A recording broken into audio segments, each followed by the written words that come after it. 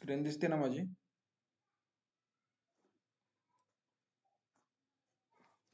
Yes, sir. हो दिसते. Okay.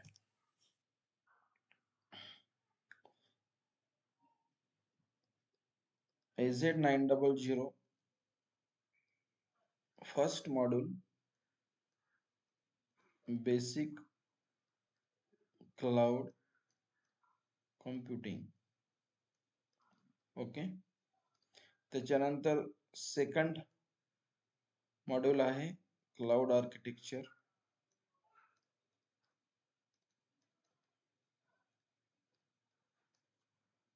आणि थर्ड मॉड्यूल आहे identity management.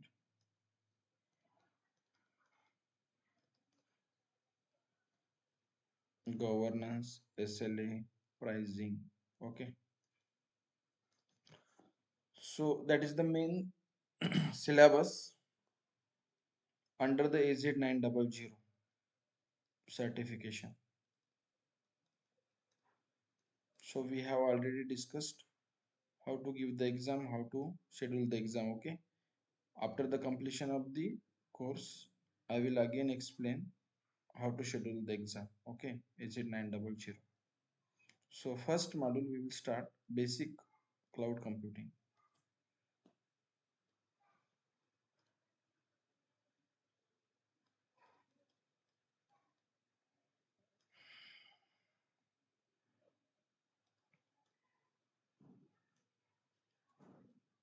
Okay, so what is the cloud computing?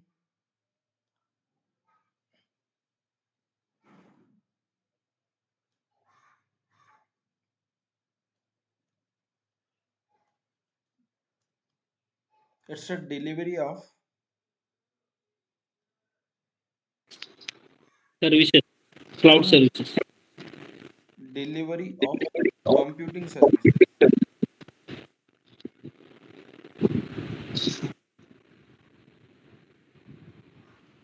over the internet.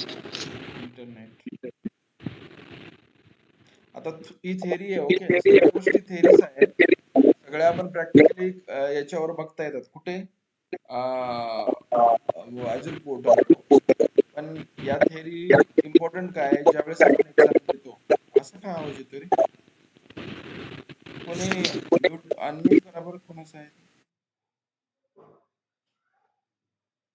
Okay, so theory जोपर्यंत आपली clear होणार नाही तोपर्यंत आपल्याला प्रॅक्टिकल पण करता येणार नाही. ओके, या सगळ्या ये AZ900 दैट इज ये जो कोर्स है.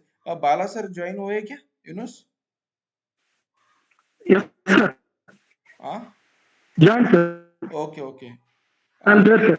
I'm there. Okay, okay, no issue. So delivering of the computing services over the internet, right?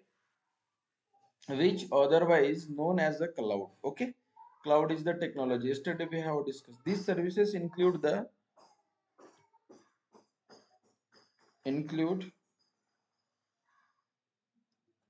that is your VM. Okay, virtual machine, storage services, networking services, AI services, machine learning. Okay, database, analytics, intelligence. Okay, cloud computing offers the fastest innovation and flexible resources and economic of the scale. Okay, so that particular services help to grow our economy. Those organization deploy the cloud. Okay, so that is the basic services provided by the cloud service provider. So why the cloud computing cheaper to use? So I mean to say why we go to the cloud computing, right? Require the some reason. Why? Can you please tell me anyone reason? Actually, in the cloud, we are using basic, that is the first thing is, that is the consumption based model, right?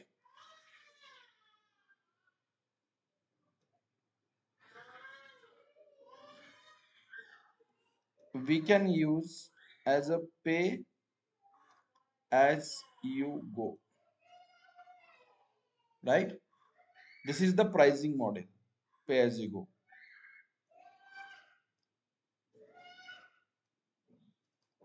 Okay, so it helps lower operating cost.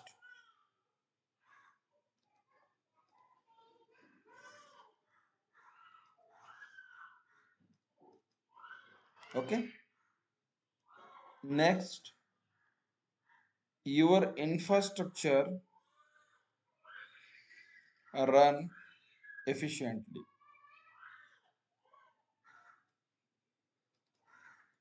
and scale your services effectively.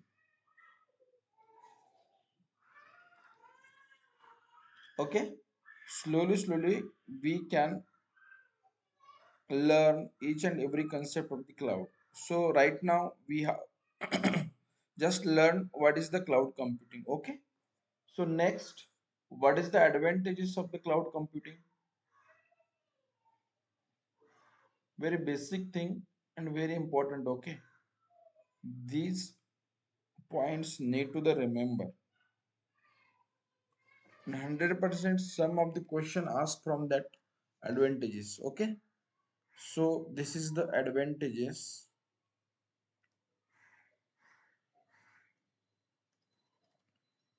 First advantage is you can check the reliability. What is the reliability in the cloud? Cloud application can provide a continuous user experience with the practically, okay, no downtime. Actually, in the cloud, when we are using the services, that time each and every service is having the backup. Okay, that is within the your data center, means within the zone, within the region, or outside the region. That's why it's a continuous business continuity,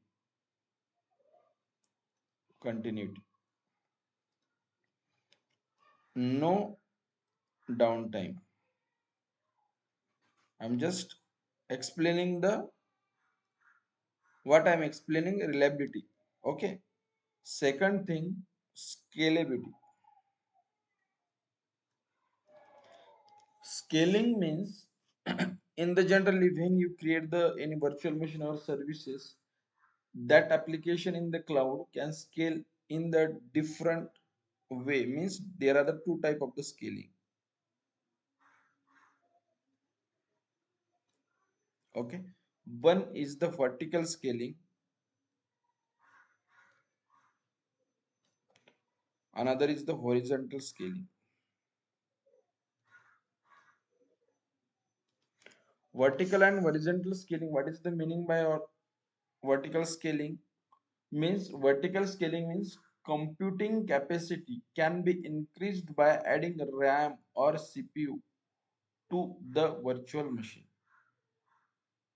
Understand? Suppose that this is the vertical, okay, and this is the horizontal, and this is the VM. Okay, अब इस VM पे अगर for example application चालू है, okay, so here a application 9 to 12 और इसके बीच में evening 6 to 9, यहाँ पे 9 to 12 डिफॉल्ट यूजर 100 है यूजर, ओके, और 6 to 9 पे 1000 हो जाते हैं। दैट टाइम इस अकेले वीएम को ये पूरा का पूरा लोड जो है, मतलब प्रॉब्लम हो जाएगा, राइट, ये हैंग हो जाएगा। तो यहाँ पे क्या होता है कि हमें अवेलेबिलिटी मिलती है किसमें, वर्चुअल अपने क्लाउड में हम ऑप्शन मिलता है कि हम इसको that time particular that time 6 to 9 it's will increase, suppose that this VM created 1 CPU and 8 GB RAM. Okay, अगर ये 6 to 9 1000 हो जाता है, इसको रिक्वायरमेंट 8 CPU और 16 GB रैम चाहिए, तो ये ऑटो स्केल हो जाता है 8 CPU 16 GB रैम, ये वाला मतलब वर्चुअल मशीन के अंदर का जो हार्डवेयर है अगर वो इंक्रीज होता है, वो भी ऑटो, तो इसको हम वर्टिकल स्केलिंग बोलते हैं। सिंपली ध्यान रखो, वर्टिकल स्केलिंग में इंक्रीज क्या होता है, रैम और उसका सीपीयू। ओके, अगर वर्चुअल मशीन का रैम और सीपीयू स्केल होता है, मतलब जो डिफॉल्ट हमने वर्चुअल मशीन क्रिएट किया है ऑटोमेटिकली अगर उसका लोड बढ़ जाता है, तो उस टाइम लोड बढ़ने के बाद 8 सीपीयू और 16 मतलब एज पर द रिक्वायरमेंट जितना चाहिए उतना वो बढ़ जाएगा, तो उसको हम वर्टिकल स्केलिंग कहेंगे। और हॉरिजॉन्टल स्केलिंग किसको कहेंगे, इसमें capacity can be increased by adding instances of the resources. Means यहाँ पे अगर एक वीएम है that is the count 1, okay, तो ये 3 हो जाएगा, 3 वीएम दैट पर्टिकुलर विद इस टाइम में। ओके, अगर इस पे 1000 के यूजर है तो 3 वीएम हो जाएंगे, और 1000 वीएम मतलब इसका लोड खत्म और 100 यूजर हो गया, तो ऑटोमेटिकली ये वाले जो 3 वीएम ऑटो क्रिएट हुए थे वो डिलीट हो जाएंगे और ये वापस 1 वीएम पे लोड चला जाएगा। मतलब इससे क्या होगा कि इस पीरियड में 6 to 9 के पीरियड में सिर्फ वीएम 3 वीएम जो ऑटो स्केल हुए थे, उसका जो मतलब इसका जो प्राइसिंग है उसके 3 आवर का ही पैसा देना पड़ेगा, और बाद में अगर इसका लोड कम हो गया तो ऑटोमेटिकली वीएम डिलीट हो जाएंगे और 1 वीएम पे अपना जो प्रॉपरली एप्लीकेशन वो चलता रहेगा। That is the scalability, vertical और ओरिजेंटल। तो मुझे बताओ वर्टिकल स्केलिंग में क्या स्केल होता है, CPU and RAM. CPU RAM, right, and horizontal scaling में Virtual machine. Virtual machine. Okay, that is the auto scaling, we got the option. Okay, VM scale set में आता है, वो नेक्स्ट पार्ट है, we are checking just advantages. Rishikesh, mute yourself. Sir एक doubt होता। हाँ बोला। हाँ सर, जैसे कि आप वर्चुअल स्केलिंग जब करते हैं हम, वर्चुअल के अंदर सीपीयू एंड रैम का साइज इंक्रीज होता है, सही है? हाँ, तो जो इंक्रीज होता है तो उसको मतलब हम ऑटो स्केलिंग में हम कुछ स्पेसिफाई करते हैं या वो बाय डिफॉल्ट लेता है खुद से ही हम वहां पे स्पेसिफाई करते हैं। ओके, कि अगर कितना रैम हमें इंक्रीज करना है? हाँ करेक्ट। अभी देखो, एक वर्चुअल मशीन क्रिएट किया, हम्म, वर्चुअल मशीन क्रिएट करने के बाद अगर कोई रिक्वेस्टर बोलता है कि भाई ये टाइम 6 to 9 पे मेरा एक क्रिटिकल एप्लीकेशन हो जाता है, हम्म। तो फिर हम पूछते हैं उसको वीएम स्केल सेट में डालना है क्या। ओके, स्केलिंग करना है क्या? हाँ, तो फिर वो अपने को एक बार उसने कंफर्म कर दिया, कंफर्म करने के बाद हम वीएम स्केल सेट में दैट पर्टिकुलर वर्चुअल मशीन डाल देंगे, और वहां पे कॉन्फ़िगरेशन मैन्युअली भी कर सकते हो। ओके, मैन्युअली भी कर सकते हो, ऑटो भी दे सकते हो। ऑटो वहां पे तुमको क्लिक करना पड़ता है, वहां पे क्लिक करो, क्लिक करने के बाद ऑटो हो जाने के बाद वो ऑटोमेटिक अपने आप ले लेगा जितना रिक्वायरमेंट है उसका। सर जैसे कि अभी एग्जांपल जो आपने दिया है, अगर पहले वीएम करते समय मतलब हॉरिजॉन्टल स्केलिंग के अंदर जब फर्स्ट वीएम हम कॉन्फ़िगर करते हैं वो टाइम पे तो हम मैन्युअली करते हैं, राइट? हाँ, अगर next time like 6 to 9 PM के अंदर उनको अगर दूसरे 3 वीएम ये करना है, ऑटो करना है, सॉरी क्या बोलते हैं, वीएम सेट करना है, तो वो टाइम पे जो पहले वाले वीएम के कॉन्फ़िगरेशन है एज इट इज वो लेगा क्या दूसरे वीएम में भी? हाँ सेम वो एक्सटेंड कर देगा। ये जो मतलब same configuration, same RAM same CPU. Yes, ये अभी देखो 1 सीपीयू है, for example this is your default configuration, correct? This is your default configuration, 1 CPU 8 GB. उसको रिक्वायरमेंट कितनी है अभी? आगे वाला, आगे आगे जो उसको 8 सीपीयू 16 है, तो ऑटोमेटिक वो स्केल कर देगा 8 सीपीयू और 16 जीबी। ओके, सेम दैट जो पर्टिकुलर पहले विद इन द, पहले वीएम के लिए जो कॉन्फ़िगरेशन है, हम्म, डिफ़ॉल्ट कॉन्फ़िगरेशन दूसरे वीएम को भी देगा वो एक्सटेंड जो एक्सटेंड कर रहे हो उसको। हाँ, okay okay. Hmm, okay, so that is the one of the functionality, okay, one of the functionality within the cloud, okay. So VM skill set क्या होता है वो हम देखेंगे, लेकिन ये that is the functionality, you can just remember that particular theoretical, okay. So once you clear that particular theoretical thing, then you can just go to the practical, okay. Otherwise you cannot understand, correct? You should know that particular theoretical concept. What is the vertical scaling? Generally interviewer asks what is the vertical and horizontal scaling.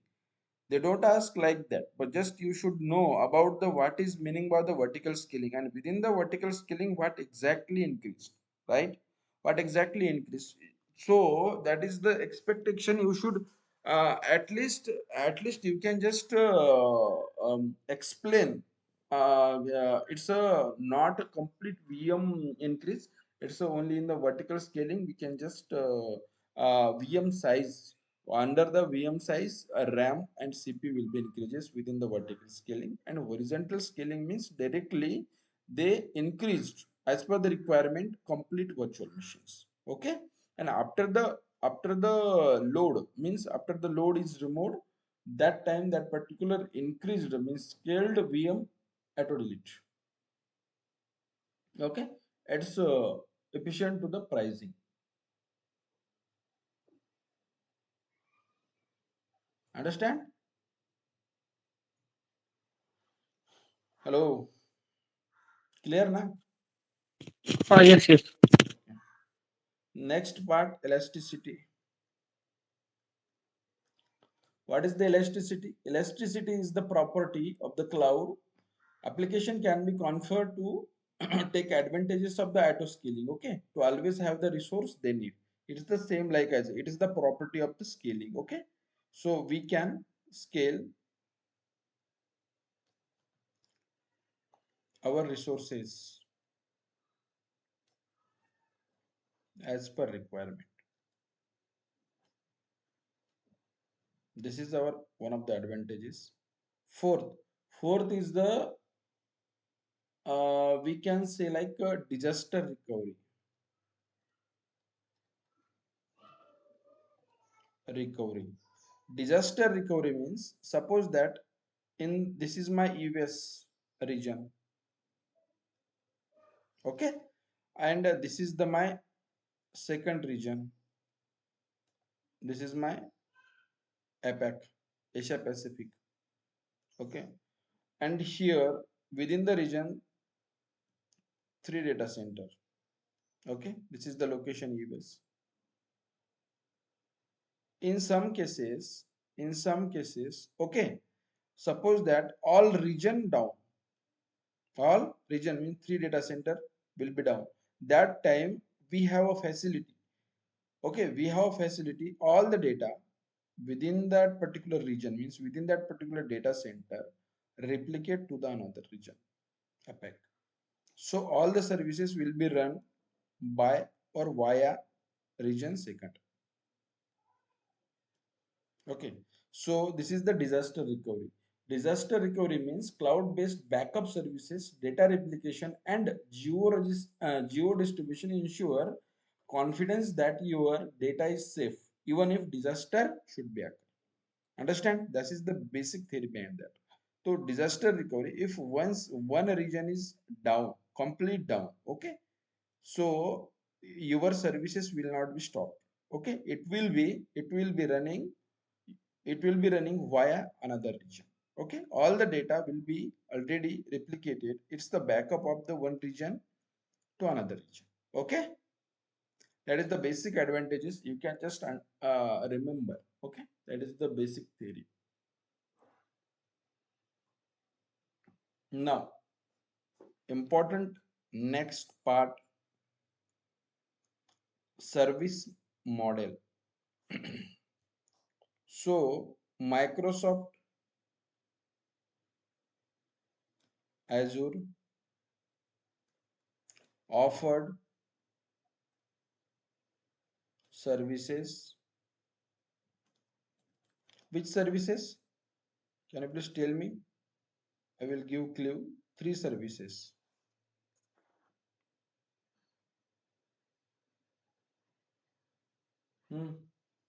बोलो. compute. As, Okay. As fast as. PaaS, and SaaS. Okay. As means infrastructure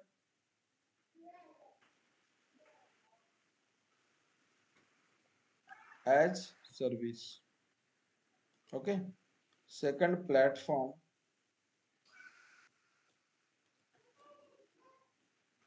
service, or that is software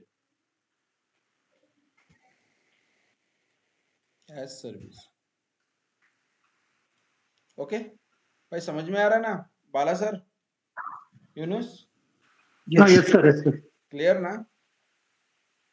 Clear, sir. Clear, sir. Okay. So first. Already gone through the some okay okay good. PowerPoint presentations. That is it. Okay. Infrastructure as a services. So Yunus, can you please tell me what is the infrastructure as a services? Infrastructure where we can provide that VM machines and all,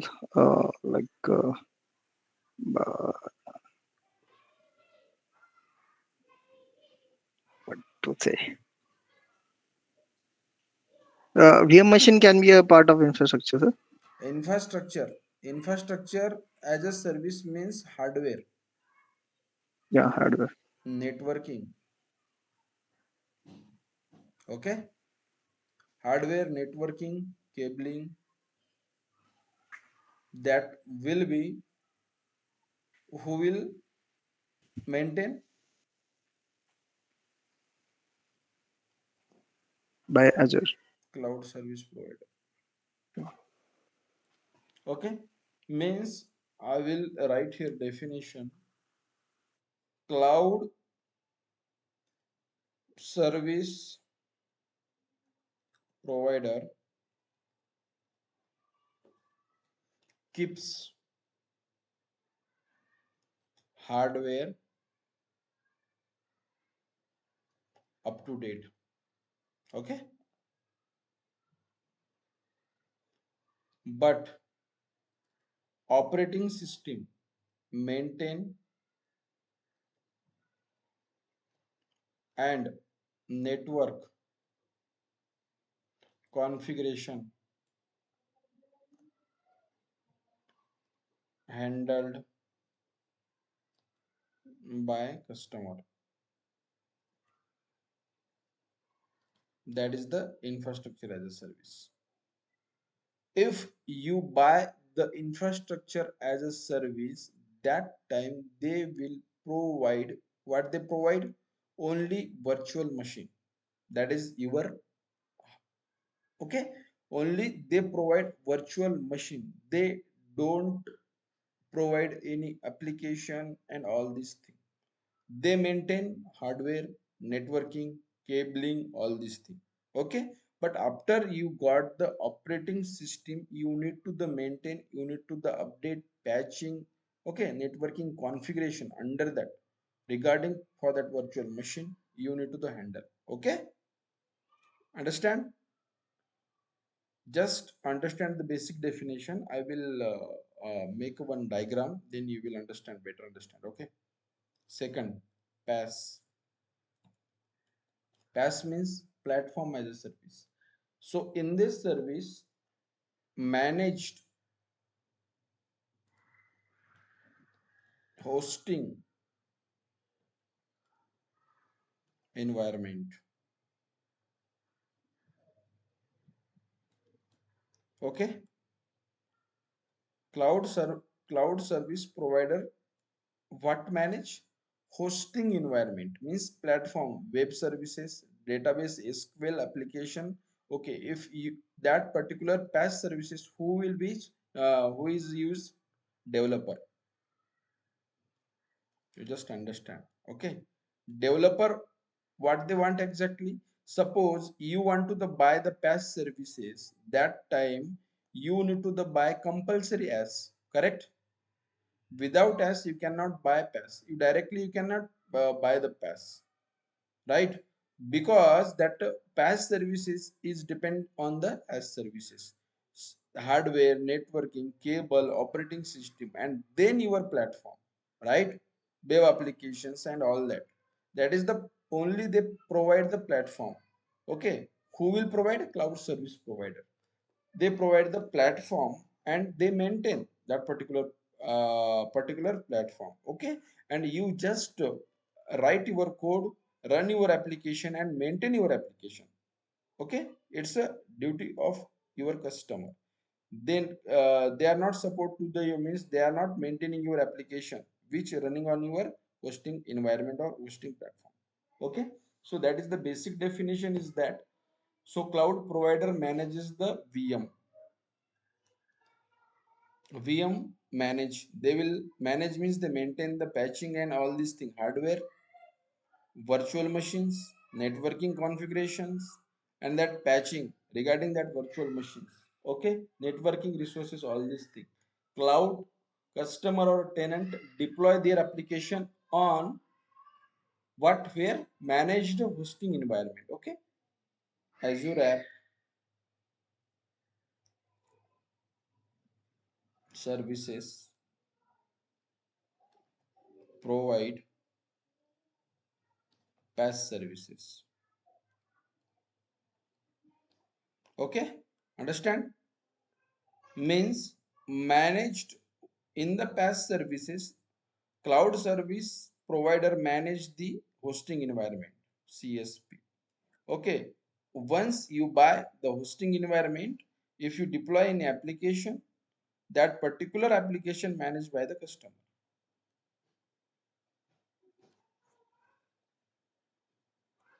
third, और clear करता हूँ next में. Okay, ये definition में कुछ समझ में आएगा, कुछ समझ में नहीं आएगा शायद.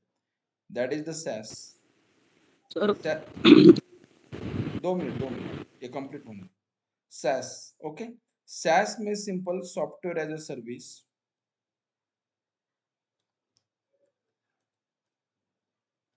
इसमें क्या होता है कि अगर आप किस एप्लीकेशन पे, अगर एप्लीकेशन है Gmail, that is the software as a service, Google cloud. Okay, Microsoft M365, that is one of the application of Microsoft. Okay, you just purchase the license for the Microsoft 365. You just provide your credential. Okay, okay, only you can just provide your credential and you use. No need to the maintain that particular application. No need to the maintain where they hosted that particular application. Okay, no need to the check what is the hardware, networking, all these things. Okay, you can just open that Microsoft 365. You can provide your credential and use it. That's it. That is the software as a services. Okay, it's a uh, example is already I have told you. What is the example? That is the Gmail and Microsoft 365. Software as a service, the cloud provider manages all aspect of the application environment. Okay. For example, virtual machines, data storage, networking, application, cloud tenant only need to the provide their data. Okay, to app managed by the cloud provider. For example, Microsoft 365 is the example of this. You create content Microsoft Office 365 in the cloud and take care of the rest. Okay, you just provide your data and you can use it. No need to the take care regarding the anything, where is the hosted cloud platform, hardware, networking, storage, all these things. Okay, only you can just use. That is the software as a service. So it's a very, means इसका price थोड़ा ज्यादा लगता है, इसका price थोड़ा कम, और इसका price और इससे भी कम. हाँ बोलो ऋषिकेश. सर पैस के अंदर मतलब क्या है, प्लेटफॉर्म एज सर्विस बस ओनली अपना एप्लीकेशन जो है वो इंस्टॉल करना है, बाकी सब वो ही प्रोवाइड करते हैं, हाँ इंफ्रास्ट्रक्चर करेक्ट, पूरा। इंफ्रास्ट्रक्चर वो प्रोवाइड करेंगे, करेक्ट, एनवायरनमेंट ही ओके पूरा करेंगे। अगर मुझे एक बात बताओ, आपको एसक्यूएल का डेटाबेस क्रिएट करना है, उसके लिए क्या लगेगा?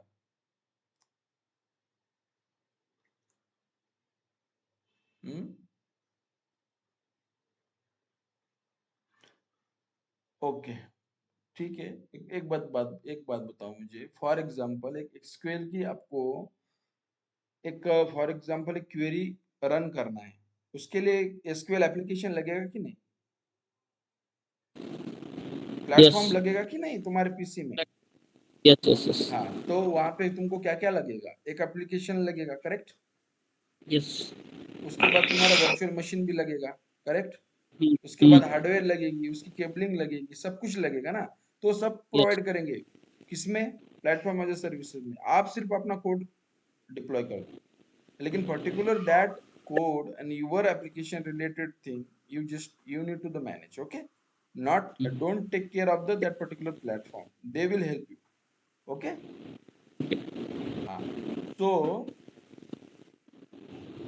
अभी कौन सी सर्विसेज में क्या क्या आता है, अभी थोड़ा स्टार्ट हम नीचे जाते हैं।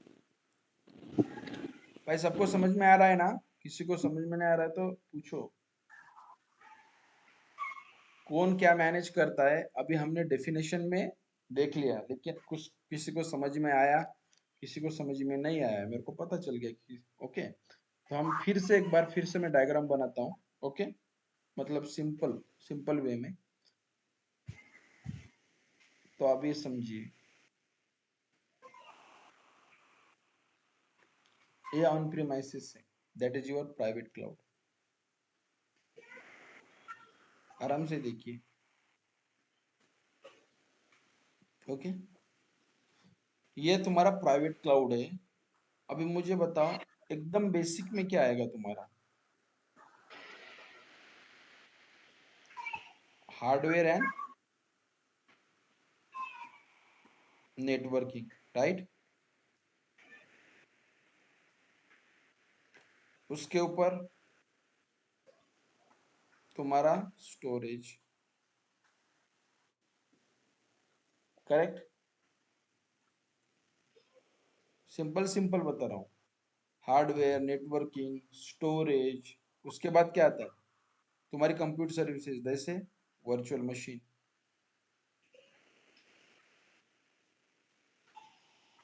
राइट? यही तुम्हारा ऑपरेटिंग सिस्टम हो गया,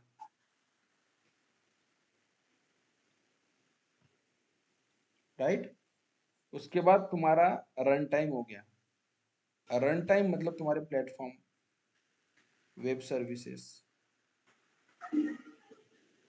और उसके बाद क्या आता है? तुम्हारा एप्लीकेशन जो डिप्लॉय करते हो तुम। और उसके बाद आता है तुम्हारा डेटा एंड एक्सेस, ये हम मैनेज करते हैं कस्टमर। तो प्राइवेट क्लाउड में क्या होता है कि ये सब का सब तुमको देखना पड़ता है। Who will manage?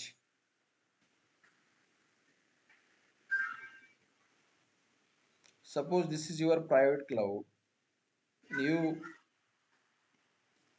deploy one server,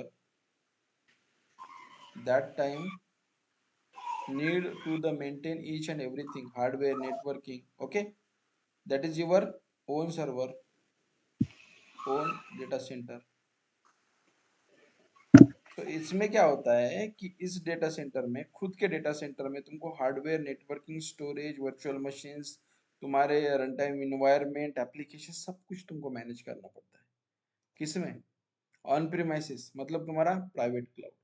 लेकिन अभी यहाँ पे मैं पब्लिक क्लाउड, भाई समझ रहा है ना? Hello, hello. Yes, sir. हाँ, तो प्राइवेट क्लाउड में ये जो सारी बातें हमने अब भी डिस्कस की थी, ये पूरी की पूरी बातें who will manage in the private cloud? Private cloud में ये तुम्हारा जो ओनर रहेगा यही मैनेज करेगा सब कुछ। Yes. ओके, लेकिन पब्लिक क्लाउड में इन्होंने ऑप्शन दे दिया कि किसको कौन सी सर्विस की जरूरत है, उसके हिसाब से वो सर्विस बाय करेगा और उतना ही वो पैसा लगेगा। अगर किसी को प्लेटफॉर्म एज अ सर्विस चाहिए ही नहीं, मतलब वेब एप्लीकेशन नहीं चाहिए उसको, कोई एप्लीकेशन होस्ट नहीं करना है, माइस्क्यूएल नहीं चाहिए, डेटाबेस नहीं चाहिए, तो क्यों लेगा? उसको सिर्फ एक ऑपरेटिंग सिस्टम चाहिए, तो पैस में पैसा क्यों इन्वेस्ट करे? तो इन्होंने बाइफरगेट कर लिया सर्विसेज को। इसमें इन्होंने क्या किया कि एक एस नामक सर्विसेज, जिसको इंफ्रा चाहिए, इंफ्रास्ट्रक्चर एज अ सर्विसेज, उसके बाद में जिसको प्लेटफॉर्म चाहिए, platform as a services, okay. Third, जिसको पूरा का पूरा सर्विस चाहिए, that is the software as a service, SaaS. तो इसने उन्होंने क्या किया कि इसमें इंफ्रास्ट्रक्चर एज अ सर्विसेज में उन्होंने क्या बोला, भाई हम तुमको जो सर्विस है, ये हार्डवेयर और नेटवर्किंग कौन मैनेज करेगा? हम मैनेज करेंगे। मतलब इसमें क्या क्या मैनेज करेंगे? वो क्या करेंगे मैनेज? हार्डवेयर, नेटवर्किंग और तुम्हारा कंप्यूटर।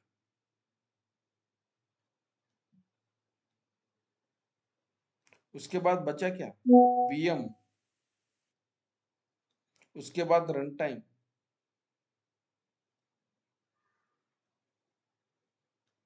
और उसके बाद तुम्हारा एप्लीकेशन।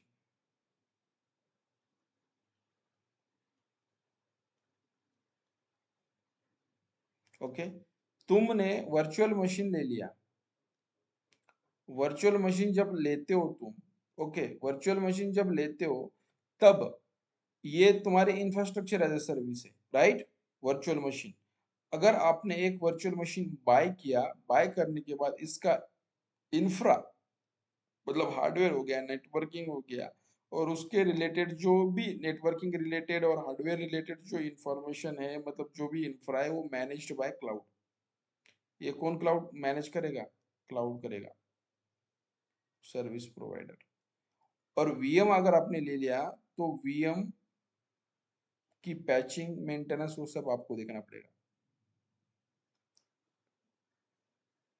ओके, ये उसका अगर तुमको वीएम ले लिया, अगर आपको कोई मतलब ये करना है, फॉर एग्जांपल एप्लीकेशन वगैरह रन करना है, तो ये तुमको इंफ्रास्ट्रक्चर एज अ सर्विसेज में ये सब मैनेज तुमको करना पड़ता है एप्लीकेशन लेवल तक।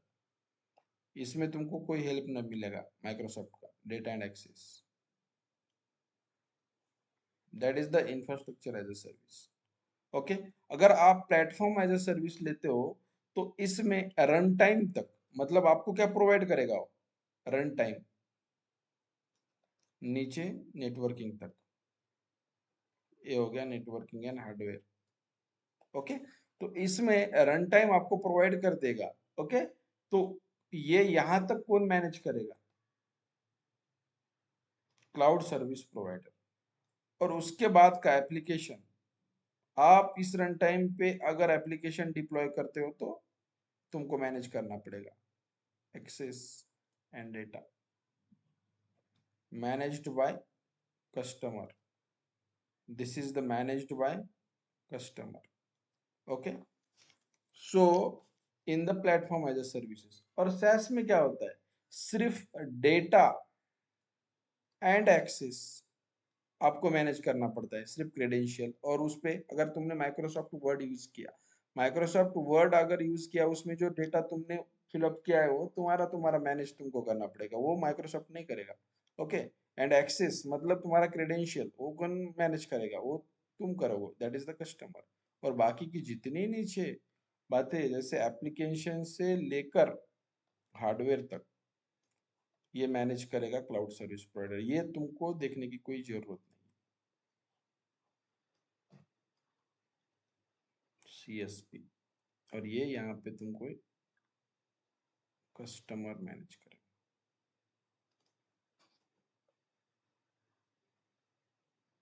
समझ रहे हो? समझे कि नहीं समझे भाई?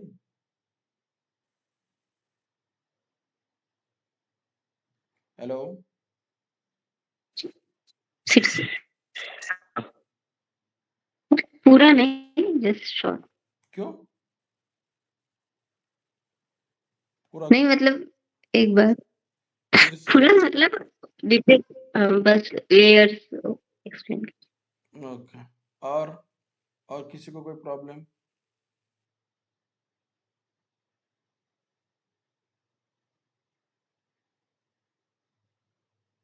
बोलतही नाहीत यार पोरं.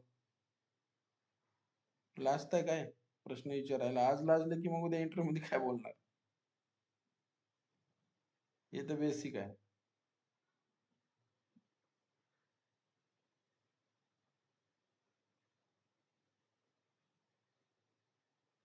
तुम्हाला हे तर कळायला पाहिजे ना इन्फ्रास्ट्रक्चर ऍज अ सर्व्हिस कोणती आहे काय आहे. ये तो समझ में आ रहा है सर. ओके लेकिन the problem is that कि exactly in the IIS what are the services it is coming, like that VM, and in that VM patching what is the maintenance part is coming, that we don't know. Also if you are talking about the data and access part, what exactly part it is coming, that we don't know. So that only getting confusing. Okay. और किसी का कोई question?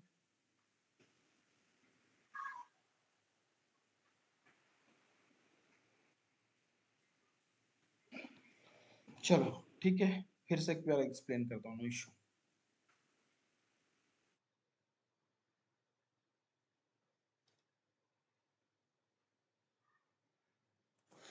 चलो दूसरे way में एक बार explain करता हूँ. ओके. Okay.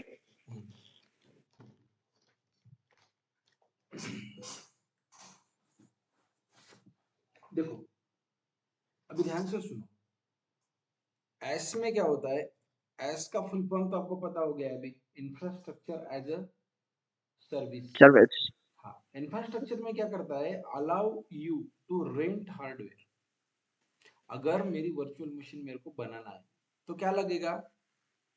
हार्डवेयर लगेगा कि नहीं उसको? Micro That's correct. प्रोसेसर लगेगा, सीपीयू लगेगा, उसका हार्ड डिस्क लगेगा, राइट?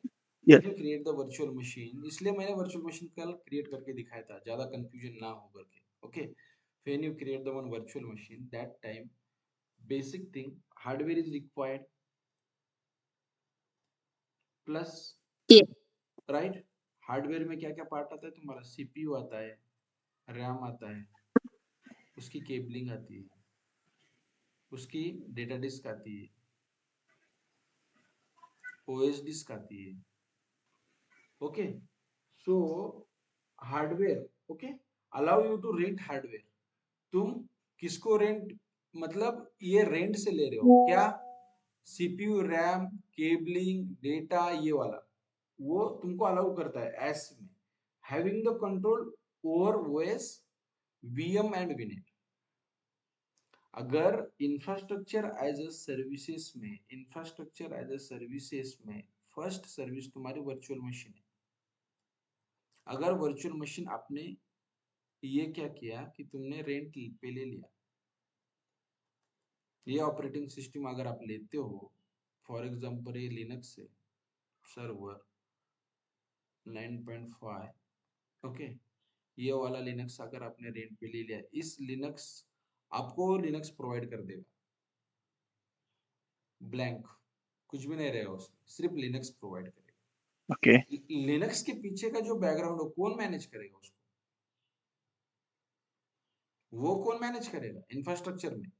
वो क्लाउड करेगा ना भाई. तुम हार्डवेयर देख रहे हो क्या? अगर तुम्हारा ऑपरेटिंग सिस्टम किसी हार्डवेयर या नेटवर्किंग की वजह से कुछ डाउन हो जाता है बीच में, अगर कनेक्शन तुम्हारा टूट जाता है, अगर ऑपरेटिंग सिस्टम डाउन हो जाता है बीच में, अगर उनका प्रॉब्लम है, for example networking related, who will manage? अगर ऑपरेटिंग सिस्टम, अब मैंने यहाँ पे एक वाईफाई कनेक्ट किया है, वाईफाई कनेक्ट करने के बाद अगर ये बीच में अगर कट जाता है तो कौन मैनेज करता है? वो एयरटेल. मुझे कॉल करना पड़ेगा उसको, राइट? तो वैसे ही अगर मैं लिनक्स लेता हूँ, मैंने अगर लिनक्स ऑपरेटिंग सिस्टम अगर ली है, ओके, रेंट पे ली है, तो उसके पीछे का अगर बैकग्राउंड हो तो मैनेज करेगा माइक्रोसॉफ्ट और अमेजोन. और इसके बाद में अगर तुम वर्चुअल मशीन अगर रेंट पे लेते हो, अगर वर्चुअल मशीन के बाद में अगर तुम जो कुछ इसमें इस ऑपरेटिंग सिस्टम में काम करोगे, तुम कुछ डेटा रखोगे, फॉर एग्जांपल इसमें तुमने कुछ एप्लीकेशन इंस्टॉल कर दिया एसक्यूएल का, तो ये मेंटेन थोड़ी माइक्रोसॉफ्ट करेगा, ये तो तुमको ही करना पड़ेगा ना भाई। तुमने रेंट पे इंफ्रास्ट्रक्चर एज ए सर्विस लिया है, प्लेटफॉर्म एज ए सर्विस नहीं लिया है। सबका तुम पैसा तुम इंफ्रास्ट्रक्चर का दे रहे हो, तुम एप्लीकेशन का पैसा नहीं दे रहे हो, समझ रहे हो ना। Yes. Yes. हाँ, तो वो मैनेज नहीं करेगा। सिंपली इंफ्रास्ट्रक्चर में इतना ध्यान रखो कि इंफ्रास्ट्रक्चर ही प्रोवाइड करेगा, वो बाकी कुछ नहीं करेगा। तो वीएम एज एक बात समझ लो, सिर्फ वो आपको ऑपरेटिंग सिस्टम देगा, राइट। उसके बाद का जो बाकी का जो बात है वो आपको देखना पड़ेगा। और प्लेटफॉर्म भी सेम है। अगर आप प्लेटफॉर्म लेते हो तो प्लेटफॉर्म लेने के बाद वो क्या करता है, तुमको application without controlling overlying the OS और डीबी, ओके। तो आपको क्या करता है वो कि ऑपरेटिंग सिस्टम प्लस तुम्हारा जो आपको for example OS SQL based चाहिए, डॉटनेट बेस्ड चाहिए, या फिर पाइथन बेस्ड कोई प्लेटफॉर्म चाहिए, आपको पाइथन का कुछ काम करना है, तो that particular platform will provide by the Microsoft, okay. तो वो तुम जो खुद पाइथन का कोड उस पे रन करोगे, तुम कोई एप्लीकेशन अगर वहां पे क्रिएट करोगे तो एप्लीकेशन तुमको देखना पड़ेगा, लेकिन जिस पे एप्लीकेशन चल रहा है, समझ रहे हो, जिस पे एप्लीकेशन चल रहा है वो तो माइक्रोसॉफ्ट देखेगा, समझ रहे हो। Got it. अभी देखो, और अभी भी अगर किसी को समझ में नहीं आया, फिर से एकदम सिंपल भाषा में समझाता हूँ।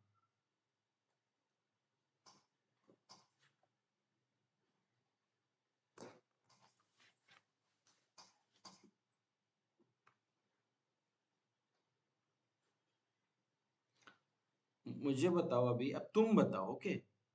मैं नीचे से लिखता जाता हूँ। ये तुम्हारा फिजिकल डेटा सेंटर है,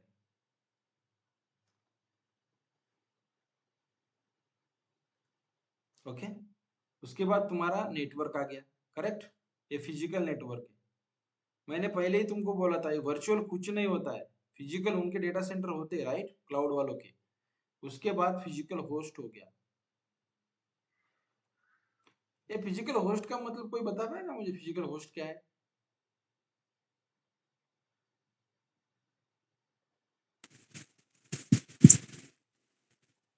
मुझे एक बात बताओ, अगर तुम Port. ऑपरेटिंग सिस्टम इंस्टॉल कर रहे हो तो कहीं ना कहीं इस नेटवर्क में, इस फिजिकल डेटा सेंटर में एक सर्वर पड़ा हुआ है, right, high configuration server. So that particular उस सर्वर में तुम्हारी ऑपरेटिंग सिस्टम इंस्टॉल होगी, right. That is your Yes. Physical host. So this is your first part, infra, okay. तो ऐस में क्या होता है कि ये मैनेज करेगा माइक्रोसॉफ्ट, समझ रहे हो। Yes. नेक्स्ट पार्ट इसके ऊपर जाएगा, क्या आएगा कि अभी इसमें कुछ सर्विसेज ऐसी है जो आधा काम माइक्रोसॉफ्ट करता है, आधा काम हमको करना पड़ता है। अभी देखो, ये ऑपरेटिंग सिस्टम है। अब फिजिकल होस्ट पे तुमने क्या कर दिया, ऑपरेटिंग सिस्टम इंस्टॉल कर दिया, राइट। ये ऑपरेटिंग सिस्टम, उसके बाद तुम्हारा नेटवर्क का कंट्रोल है,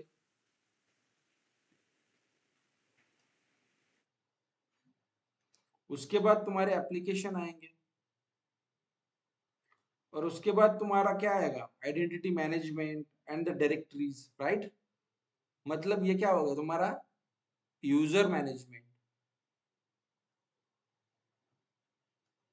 इसमें क्या होता है कि ऑपरेटिंग सिस्टम जो है ये पैस में और एस में, किसमें, पैस में। देखो ऑपरेटिंग सिस्टम जो होता है सैस में कौन मैनेज करता है, पहले तुम ऑपरेटिंग सिस्टम समझ, Microsoft. माइक्रोसॉफ्ट। और पैस में ये भी माइक्रोसॉफ्ट करेगा, राइट। लेकिन एस में कौन मैनेज करेगा, एस में कस्टमर User. करेगा ना, यूजर। User. हाँ, अभी नेटवर्क कंट्रोल। अभी नेटवर्क कंट्रोल में क्या होता है कि नेटवर्क में SaaS जब सर्विस लेते हो तो उसमें माइक्रोसॉफ्ट पूरा फुल सपोर्ट करेगा, नेटवर्क में तुमको देखने की कोई जरूरत नहीं। लेकिन प्लेटफॉर्म एज ए सर्विस जब लेते हो तब उसमें क्या होता है, डिवीजन हो जाता है, आधा आधा, मतलब तुम्हारा नेटवर्क मतलब तुम्हारी ऑपरेटिंग सिस्टम और तुम्हारी जो एप्लीकेशन रिलेटेड जो कोई सबनेट बना हुआ है उसमें तुमको भी थोड़ा ध्यान देना पड़ता है कि हमने कौन सा मतलब एप्लीकेशन के लिए आपने कौन सी ट्रैफिक अलाउ की है, HTTP, HTTPS, SSH, RDP, telnet, FTP, okay like that. So you need to the take care, मतलब हाफ ऑफ रिस्पॉन्सिबिलिटी, मतलब माइक्रोसॉफ्ट आधी रिस्पॉन्सिबिलिटी लेगा नेटवर्क की और आधी तुमको लेना पड़ेगा नेटवर्क रिलेटेड.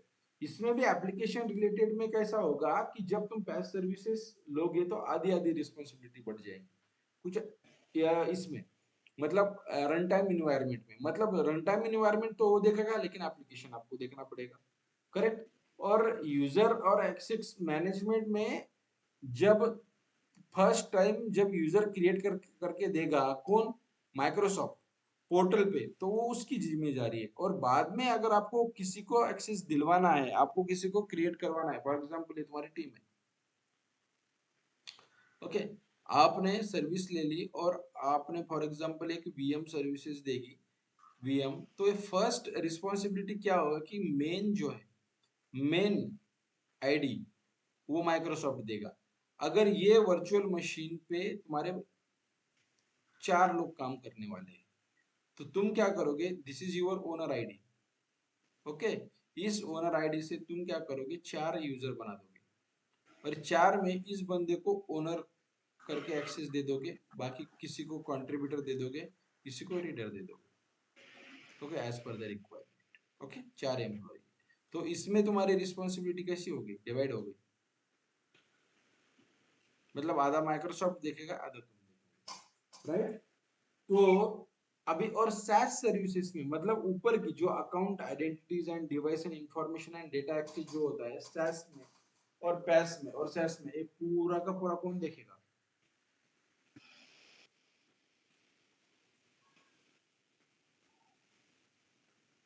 कौन देखेगा, कस्टमर देखेगा ना.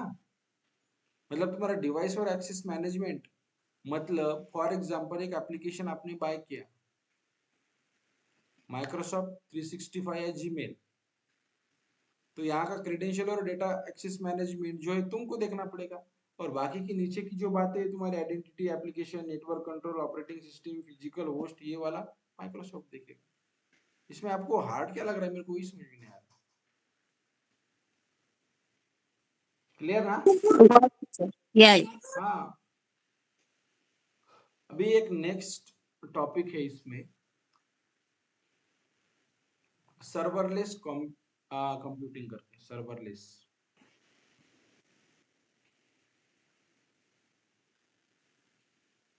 ये 100% इंटरव्यू में पूछा जाता है. सर्वरलेस कंप्यूटिंग एक कंसेप्ट है, इसकी एक सर्विस है किसमें, माइक्रोसॉफ्ट में, उसको बोलते हैं हम एजूर फंक्शन. और AWS मतलब अमेज़न में इसको लैम्बडा बोलते हैं, ये याद रखना, ओके. तो अभी सर्वरलेस कंप्यूटिंग होता क्या है कि इसमें क्या होता है कि अगर आपके पास कोड अवेलेबल है, सिर्फ कोड है, ओके. अब अगर आपको प्लेटफॉर्म एज ए सर्विस अगर आपने ले लिया, प्लेटफॉर्म एज ए सर्विस आपने ले लिया, लेने के बाद आपको एक कोड इस पे रन करना पड़ेगा. रन करने के बाद अगर इस पे कोई इश्यू आता है तो उसको तुमको चेक करना पड़ेगा, बगिंग डिबगिंग जो है क्या वो करना पूरा करना पड़ेगा. फिर से एक बार कोड चेक करो, फिर से रन करो, फिर से अप्लाई करो, ओके. ये काम तुम्हारा हो गया, मतलब ये प्लेटफॉर्म एज ए सर्विसेज पे जब तक वो तुम्हारा, और बाद में मेंटेन भी तुम ही खुद करो, ओके. अगर कोई एप्लीकेशन है तो उसको मेंटेन भी तुमको ही करना पड़ेगा. दैट इज द मतलब ये क्या हो गया कि एक बेसिक सर्विसेज हो गया प्लेटफॉर्म एज ए सर्विसेज. तो इसमें क्या होता है कि सर्वरलेस कंप्यूटिंग में क्या होता है कि माइक्रोसॉफ्ट वाले क्या बोलते हैं, मतलब माइक्रोसॉफ्ट क्लाउड सर्विस प्रोवाइडर, तुम सिर्फ कोड दे दो, बाकी का हम सब कुछ देख लेंगे. समझ रहे हो ना. सर्वरलेस कंप्यूटिंग में एजूर फंक्शन में हम सर्विस क्रिएट करेंगे, कोड प्रोवाइड करेंगे, ये ऑटोमेटिकली रन भी हो जाएगा, ओके. ये डिप्लॉय भी हो जाएगा और यूजर इस पे काम भी करेंगे। दूसरी बात, अगर यूजर को अगर फॉर एग्जांपल कोई एप्लीकेशन आपने रेडी कर किया, अगर अगर ज्यादा कस्टमर हो गए तो ऑटोमेटिकली स्केल भी कर देगा और डी स्केल भी कर देगा as per the requirement. Okay, ये तो इसका बेसिक है सर्वरलेस कंप्यूटिंग। तो सर्वरलेस कंप्यूटिंग में अभी उसका थ्योरी क्या है, मैं थ्योरी में तो बहुत सारा लिखा हुआ है, लेकिन मैंने आपको ये बता दिया कि एग्जैक्टली सर्वरलेस कंप्यूटिंग होता क्या है। कि इसमें क्या होता है कि विद ये overlapping with the PaaS services होता है। ओके, मतलब ये same as the PaaS services होता है, लेकिन serverless computing enables the developer to build the application faster by eliminating the need for them to manage the infrastructure. Okay, with the serverless application, the cloud service provider automatically provision. Okay, cloud service provider automatically provisions, scale and manage the infrastructure required to run code. Serverless architecture are highly scalable and the event driven. Okay, खुद ये highly scalable होता है, auto scale होता है. They use the resources only when the specific function और triggered occurs. Okay, मतलब आपको कुछ नहीं करना है कि एक एजूर फंक्शन की ये सर्विस यूज करके सिर्फ आपको कोड प्रोवाइड करना है। कोड प्रोवाइड करने के बाद ऑटोमेटिकली रन कर देगा, डिप्लॉय कर देगा, बग डिबग सब कुछ कर देगा और as per the requirement of user they will scale and descale. That is the serverless computing. एक इसमें का पॉइंट था वो मैंने कवर कर लिया, समझ गए ना? Hello, Yes, sir. ओके। अभी नेक्स्ट क्लाउड मॉडल से according to the infrastructure.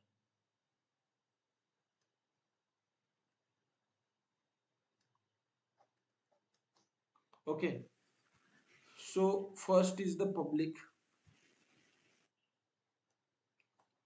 Second private, third hybrid. Okay, और मल्टी क्लाउड भी है, लेकिन हम ये तीनों ही देखते हैं ज्यादा से ज्यादा। देखो, पब्लिक क्लाउड आपको तो पता चल गया। पब्लिक क्लाउड में क्या होता है कि जो सर्विसेज होती है वो शेयर्ड होती है, शेयर्ड विथ यूजर और customer. Okay, and responsibility according to your services, मतलब कौन सी है, IaaS, PaaS and SaaS. That is the public cloud.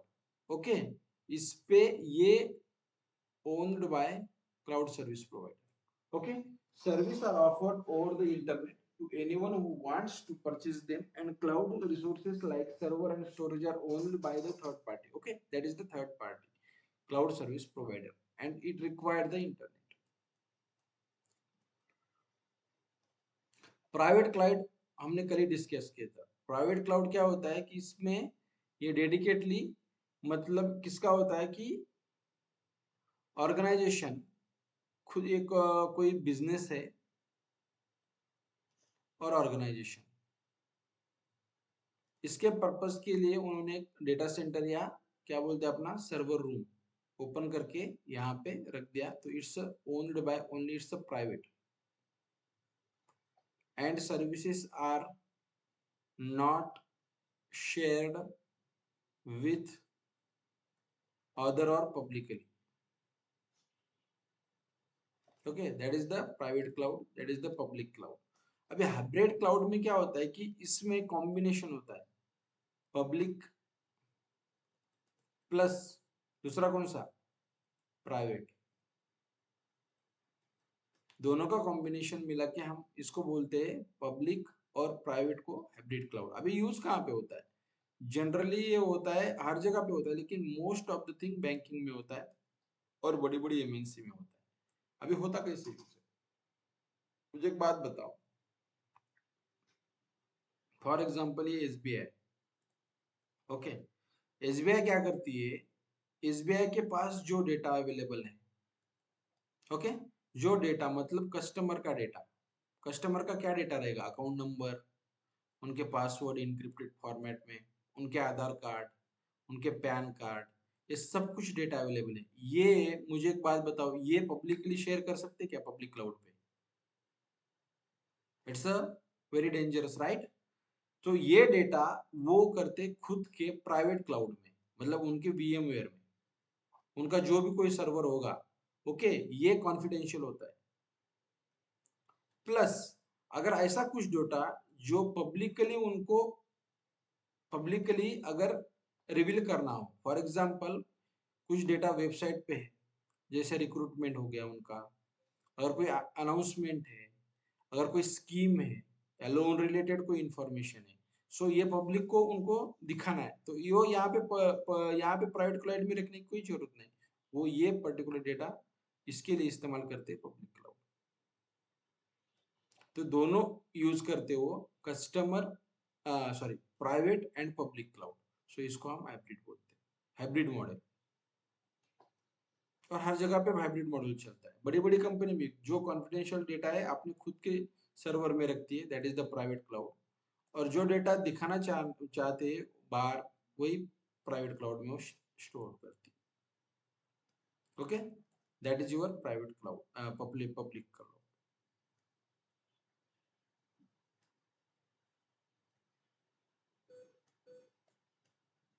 और इसको हम हाइब्रिड मॉडल बोलते हैं, हाइब्रिड क्लाउड। क्लियर?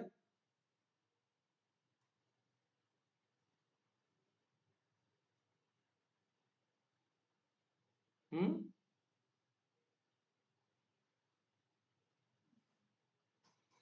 ये फर्स्ट मॉडल है AZ900 का। हमने सर्विस मॉडल देख लिया, क्लाउड मॉडल देख लिया, उसके बाद में कुछ बेसिक बातें जो है, एजूर पोर्टल जैसे हमने कल ओपन किया था, ये एजूर पोर्टल क्या है? It is the web based, okay, console, web based console. With the help of that particular console, we can access cloud services. Okay, you will get the all means command on that services, and you can use it. Okay, so this is your Azure portal. अभी next, कल हमने operating system जब install किया था, तब हमने image पे click करने के बाद हमको वहां पे ऑप्शन आया था, that is the Azure market place.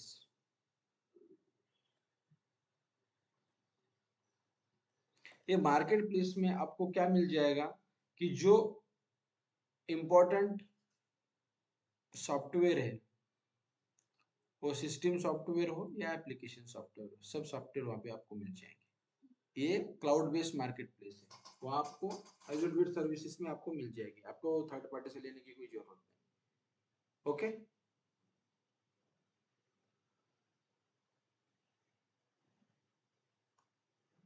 समझ में आ रहा है कि नहीं समझ में आ रहा है?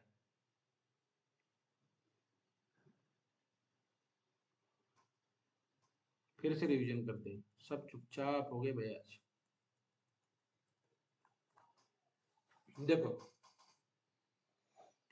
स्टार्ट किया था हमने, that is cloud is the consumption based model.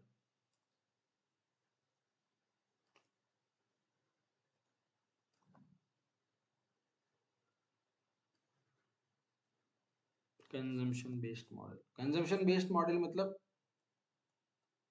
पे as you go.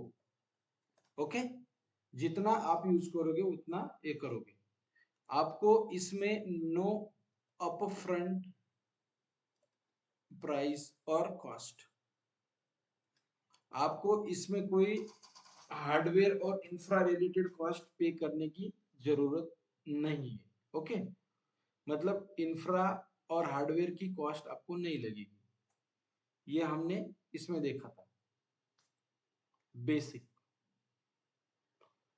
So service based model में हमने क्या बोला कि इंफ्रास्ट्रक्चर एज ए सर्विस, इसमें क्या होता है कि नो कैपिटल एक्सपेंडिचर, मतलब कैपेक्स।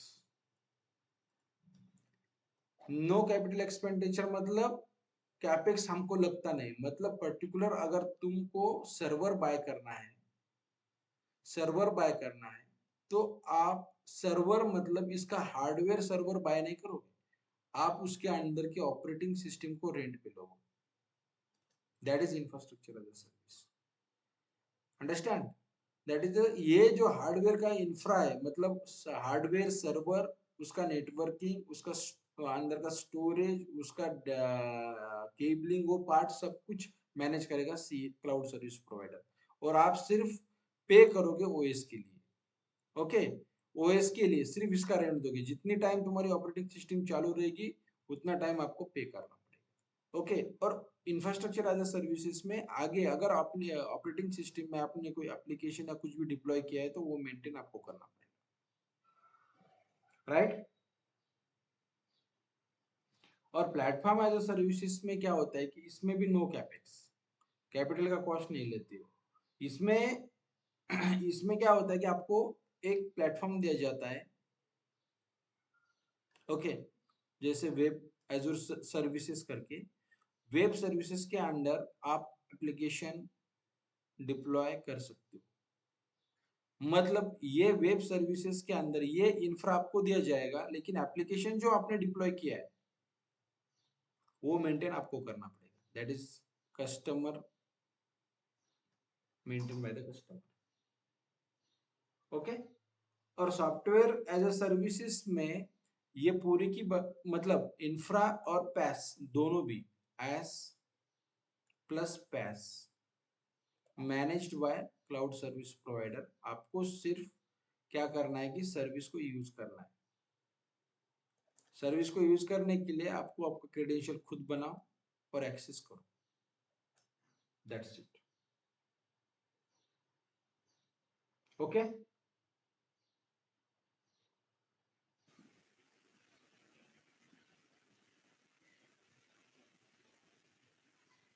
Any question? ये फर्स्ट मॉडल था भाई, No, sir. ये फर्स्ट मॉडल था, इसमें हम इतना ही देखेंगे। सेकंड मॉडल में अभी स्टार्ट होगा तुम्हारा region, zone, resource group, subscription, ये सब।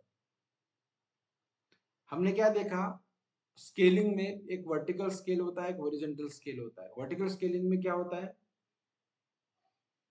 You can just increase your capacity of the server. Capacity कैसे बढ़ेगी, उसका रैम सीपीयू बढ़ाने से कैपेसिटी बढ़ेगी, that is your vertical scaling. और हॉरिजॉन्टल स्केलिंग में क्या होगा, आपका कंप्लीट वर्चुअल मशीन जो है, वर्चुअल मशीन मतलब ऐड हो जाएगा। वर्चुअल मशीन हो या कौन सा भी रिसोर्स हो, वो ऐड हो जाएगा एज पर द रिक्वायरमेंट, और रिक्वायरमेंट जैसे ही खत्म हो जाएगी वहां से वो रिमूव हो जाएगा। दैट इज योर स्केलिंग, मतलब इंपॉर्टेंट पार्ट जो है वो बता रहा हूँ।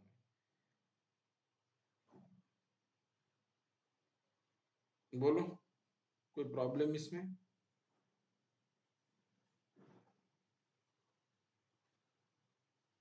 हेलो। इसमें कुछ ज्यादा नहीं था। ये फर्स्ट जो मॉडल है ना बेसिक क्लाउड का, इसका बस सिर्फ इसमें जो है ना बेसिक क्लाउड क्या है इतना था, बेसिक क्लाउड। उसके बाद तुम्हारे सर्विसेज मतलब एस प्लस पैस प्लस सैस, और तुम्हारा ये अपना public cloud plus hybrid plus private, और उसके एडवांटेजेस। अभी नेक्स्ट पार्ट, ये तुम्हारा फर्स्ट मॉड्यूल हो। नेक्स्ट में आर्किटेक्चर ऑफ क्लाउड।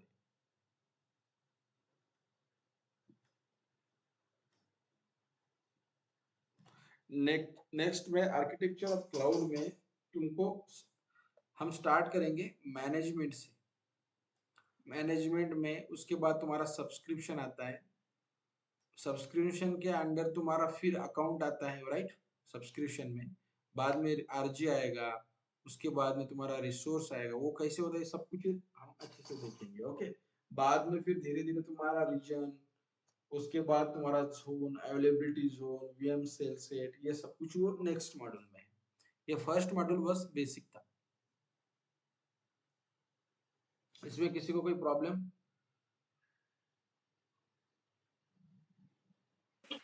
सर आवाज आ रही क्या? हाँ आवाज आ रही क्या बोलो? हाँ हॅलो, हाँ बोला हा आवाज येते का सर? हाँ बोला बोला. सर्व्हरलेस कम्प्युटिंग मध्ये पब्लिक, प्रायव्हेट आणि हायब्रिड येते का? सर्व्हरलेस कम्प्युटिंग ही पॅस सर्व्हिसेस आहे, तुम्हाला म्हणलं ना, it's a overlying on the PaaS services. So serverless computing कसं आहे, एक ॲझूर फंक्शन नावाची सर्व्हिस आहे. Azure function, hmm. ओके. त्या ॲझूर फंक्शन नावाच्या सर्व्हिसेस अंडरमध्ये जशी रिक्वायरमेंट आहे, एखादा जर रिक्वेस्टर असला किंवा कस्टमर असला, त्याला जर ती ॲझूर फंक्शनची जर सर्व्हिसेस यूज करायची असेल, तर त्या रिक्वायरमेंट नुसार आपण त्याला ती बनवून देत असतो. That is the application level. It is not a infrastructure as a service. You just provide your code, okay sir. and that particular Azure function you can help create, not create, run, build, deploy that particular, okay, and serve to the customer user. That is the serverless function. आता तो इसमें public private hybrid कुछ नहीं आता है, infrastructure नहीं आता है, ओनली एप्लीकेशन मध्येच आहे ना तो. हाँ This is पब्लिक the मध्ये का? service. This is the service of public cloud, right? Azure function private में आते कशामध्ये क्या आहे? नहीं आते? Azure function प्रायव्हेट क्लाउड मध्ये थोडी आपण ती प्रोव्हाइड करतो, हे याच्यामध्येच आहे ना, Azure मध्ये. Azure के अंडर ही आता है ना, Azure सर्विसेज के अंडर. Azure services के under, that is the Azure function. Okay, you can use that particular Azure function services with the help of that particular Azure cloud. That is the Azure cloud is the public cloud. Correct? Okay sir. General question. So Azure function की cost ज्यादा होती है क्या, मतलब सब वो maintain करने में? थोड़ा जास्त लेते हैं, मतलब पैसे लगते हो. ओके.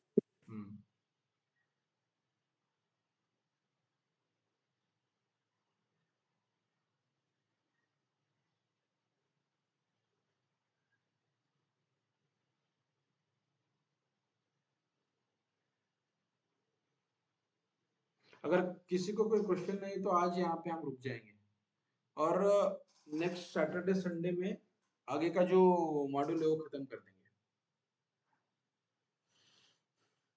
और किसी को कोई प्रॉब्लम, मतलब कोई क्वेश्चन है तो पूछिए. सर मैं जब वर्चुअल मशीन बना रही थी, तो मैं